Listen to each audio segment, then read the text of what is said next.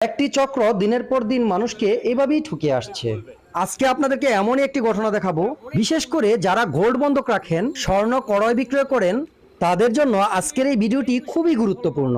যা দেখার পর আপনারা অনেক সচেতন হতে পারবেন। আপনারা এখন যে হারটি দেখতে পাচ্ছেন, এই হারটি বাংলা গোল্ড 21 ক্যারেট হলমার্ক করা। এর সাথে রয়েছে একজোড়া কানের দুল।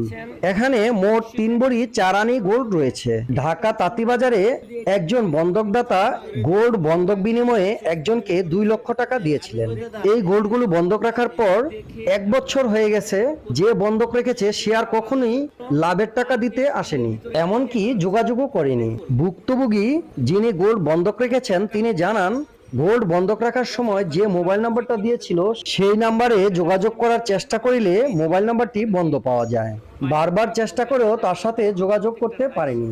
যেহেতু অনেক দিন হয়ে গেছে, ভুক্তভোগী সিদ্ধান্ত নেয় যে এই গোল্ডগুলো ভেঙে ফেলবে অথবা বিক্রি করে ফেলবে।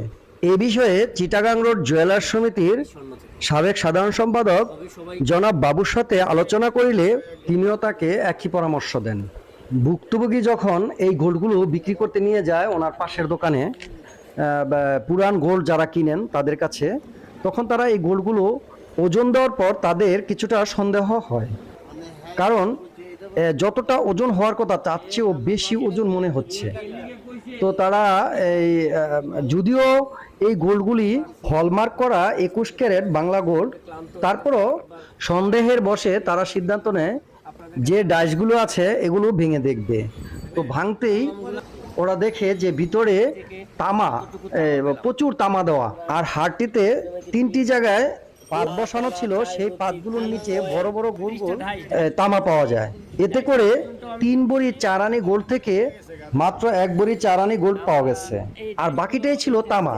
এখন কথা হচ্ছে যে নিঃসন্দেহে বলা যায় যে ব্যক্তি এই কাজটা করেছে সে কিন্তু বুঝে শুনে করেছে, নিখুঁত একটি প্রতারণার কৌশল। তাই আমি মনে করি যারা গোল্ড বন্ধক রাখেন তারা প্রত্যেকেই আরো সচেতন হওয়া উচিত। আর যারা সাধারণ মানুষ গোল্ড কিনেন তারা প্রত্যেকেই আপনারা বাংলাদেশ জুয়েলার্স অ্যাসোসিয়েশন বাজুস নিবন্ধনকৃত দোকান থেকে গোল্ড কিনবেন। তাহলে যদি কোনোভাবে আপনারা প্রতারিত হন তাহলে অবশ্যই তার একটা বিচার পাবেন। বাবু ভাই বলেছেন, যারাই এই ধরনের কর্মকাণ্ডে জড়িত তাদেরকে আইনের আওতায় এনে কঠিন বিচার করতে হবে। বিশেষ করে যেসব কারিগর এই ধরনের কার্যকলাপে সহযোগিতা করেছেন তাদেরকেও আইনের আওতায় আনা হবে। এই ধরনের প্রতারকদের ধরিয়ে দিতে সকলের সহযোগিতা চেয়েছেন। জনসচেতনতার জন্য ভিডিওটি বেশি বেশি শেয়ার করুন। এই নেকলেসটা বানাইছে, এটা তো কারিগর বানাইছে, স্বর্ণ কারিগর বানাইছে।